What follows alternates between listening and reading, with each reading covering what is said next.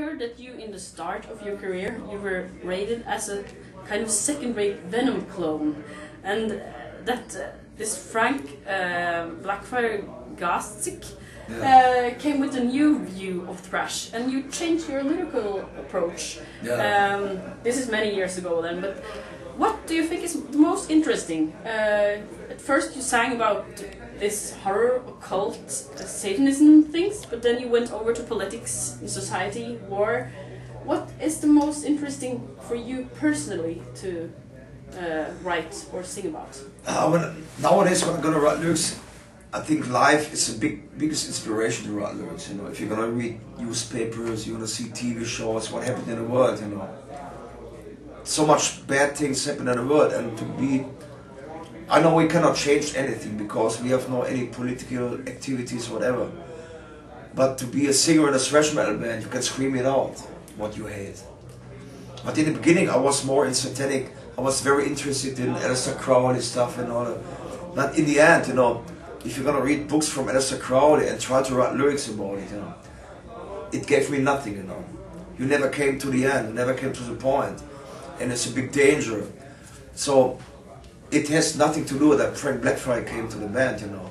When he joined the band, I think the band getting more musical better, you know. We wrote better songs, but it has nothing to do with that. I changed the lyrics, you know. Because if you ain't really interested in satanic things, you know, you get sick one day. And I stopped very early in 86. I want to write lyrics about the life, you know.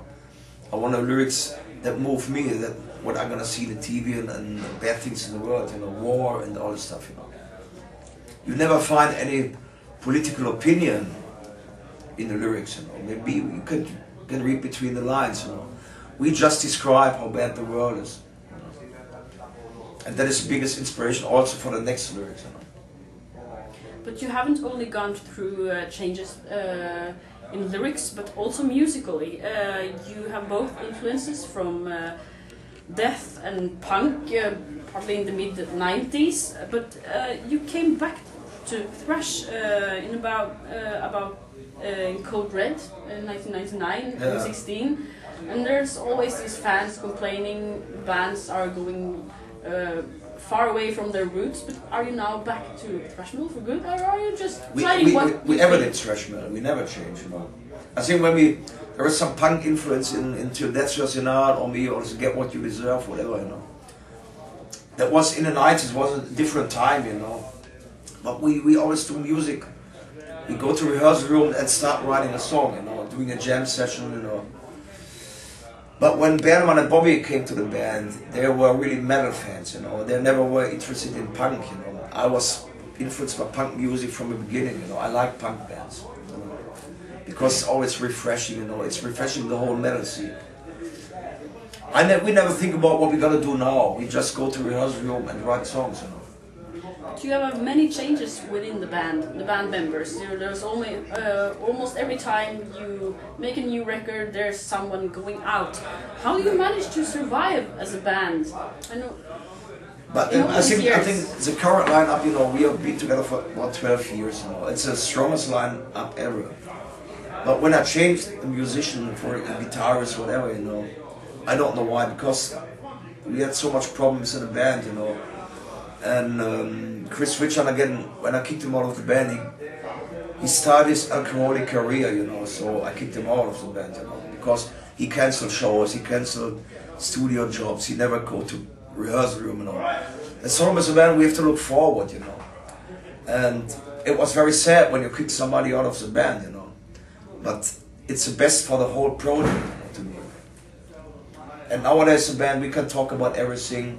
I think it's the same age also that keeps us together, and we can talk about everything, you know. They accept me as a band leader. For example, Chris Richard or Andy Briggs or Frank Blackfire never accept me as a band leader, but I am, you know.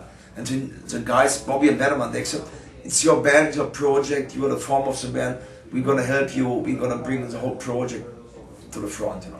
So it's really important to you to be the front man and to have all the control over what Sodom is. Yeah. Somebody has to do it, you know. Yeah, that's true. It's a dirty job. It's a bad job, but somebody have to do it.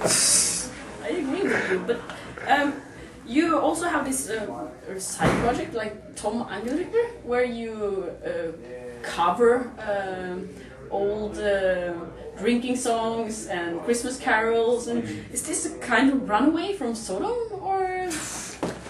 Sometimes yes, because to be with Uncle Tom or with a band, you know, it's a different project, you know.